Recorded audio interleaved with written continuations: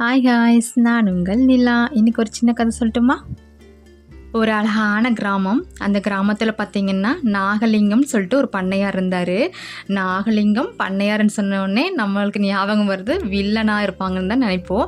ஆனால் அவர் வில்லன் கிடையாதுங்க. உண்மையாகவே ரொம்ப ரொம்ப ஒரு நல்ல கேரக்டரு. ஏழைகளுக்கு நல்லா உதவி செய்வார். எல்லாத்தையுமே சரிசமமாக பார்ப்பார். அதே ஊரில் குமார்னு சொல்லிட்டு ஒருத்தர் இருந்தார்.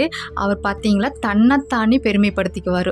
அவர் எந்த ஒரு செயல் செஞ்சாலும் தன்னைத்தானே பெருமைப்படுத்தி பேசிகிட்டே இருப்பார்.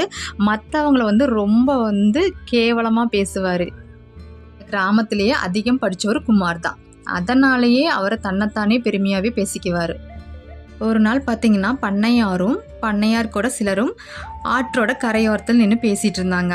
அப்போ குமாரும் அந்த இடத்துக்கு ரொம்ப நேரமாக பேசிகிட்டு இருந்தாங்க. அப்படியே பேசிட்டு நடக்கும்போது பார்த்திங்கன்னா பண்ணையாரோட கால் வழுக்கி நில தடுமாறி ஆற்றில் விழப்போனார். அப்போ டக்குன்னு குமார் என்ன பண்ணார்னா அவரோட கையை பிடிச்சி இழுத்து ஆற்றில் விழாமல் காப்பாற்றிட்டார். குமார் மட்டும் அந்த சமயத்தில் பண்ணையாரை காப்பாற்றலைன்னா கண்டிப்பாக ஆற்றில் விழுந்து பெருக்கெடுத்து ஓடிட்டு இருந்த அந்த வெள்ளத்தில் சிக்கியிருப்பார். கண்டிப்பாக அவரை காப்பாற்றியே இருக்க முடியாது. அதனால் அந்த இடத்துல பண்ணையார் குமாருக்கு நன்றி சொல்லிட்டு கிளம்புனாங்க. குமாருக்கு ரொம்ப தற்பெருமை ஜாஸ்தி ஆயிடுச்சுங்க.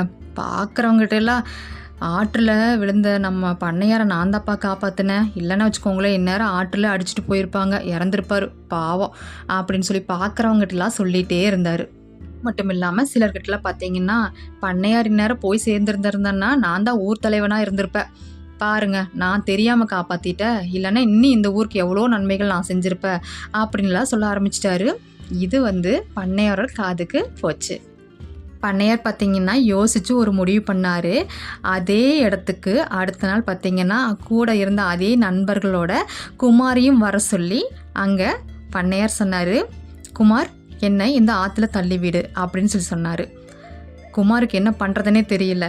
மீண்டும் மீண்டும் அவர் சொன்னார் பண்ணையார், குமார் என்னை இந்த ஆற்றுல தள்ளிவிடுப்பா அப்படின்னு சொல்லி சொன்னார்.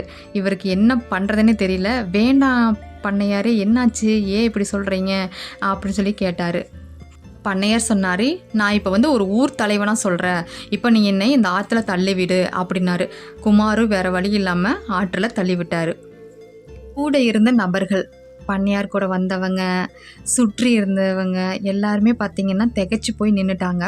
அடுத்து என்ன நடக்க போகுதுன்னு தெரியலையே அப்படின்னுட்டு எல்லாருமே ஒரு மாதிரி திகைச்சு போய் நின்றுட்டு இருந்தாங்க. ஆனால் ஆற்றில் விழுந்த அந்த பண்ணையாரோ எந்தவித பதட்டமும் இல்லாமல் அமைதியாக நீந்தி சென்று ஒரு கரையை தொட்டுட்டு திருப்பவும் வந்தார். அப்போ பக்கத்தில் இருந்தவங்க எல்லாமே அந்த பிரமிப்பிலேருந்து மீளாமல் அப்படியே இருந்தாங்க. பண்ணையார் கரைக்கு வந்ததுமே மேலே குமார்கிட்ட, குமார் இப்போதும் நீங்கள் தான் என்னை காப்பாற்றினீங்களா அப்படின்னு சொல்லி கேட்டார்.